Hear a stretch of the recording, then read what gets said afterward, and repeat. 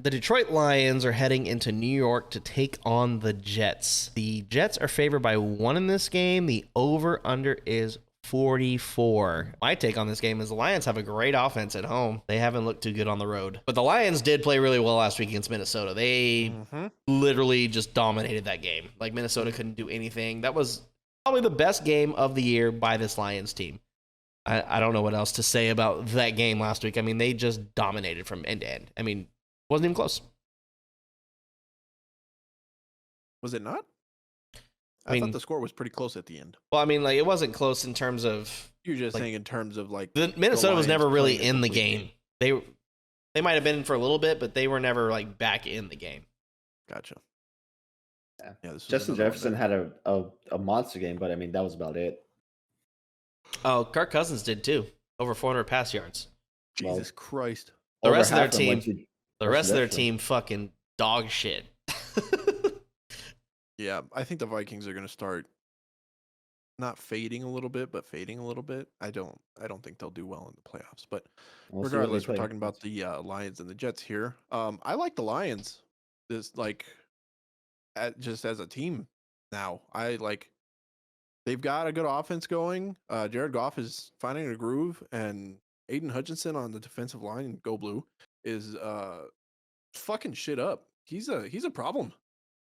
And I've said it all season. The Lions have found ways to be in their games. They just haven't found ways to finish them off. They figured that out last week, I feel like. The Jets have had their share of problems this year with fucking Zach Wilson being a dickhead. Yeah. I was on board at the beginning of the season, Zach, but you're a piece of shit. He'll never see this. That's all right. Messages you on TikTok. Yeah. How the fuck are you the leader of your team and you come out and do that shit? I'm still upset about it. By the way, they've lost 2 in a row since that's happened. Yeah. Who? The Jets? Good. Fuck them. I like the Lions to win this. It's a close favorite, but I think the only reason they give it to the Jets is because it's in New York. Only reason. Yeah. I was just making sure, but the Jets did have lost the last 2 games. And who knows? Mike White, he got destroyed last week multiple times. He died. Did you see that hit? Oh my God. Did you not see that, Daniel? I didn't see it. He got destroyed twice. Hold, please. Keep going, Steve. He went to the hospital to make sure that they didn't have any internal injuries because he left the game twice. Let me tell you something. He got hit, went out of the game, came back into the game, got destroyed, and then came back in at the end of the game, and then went to the hospital. I'm watching. Hold on. Just keep talking. Yeah, it was pretty bad. So I don't see the way he plays this. I mean, he could totally play, but I have to agree with you, Daniel. I'm picking the Lions in this game just because they've been fun to watch. They've been clicking. They finally figured out how to win games and close them out. Yeah, I have the Lions pulling this game out. Yes, shit. Yeah. I just tagged you on Twitter. Look at the Twitter one. God bless. Yeah. Literally killed him. Killed him. His face.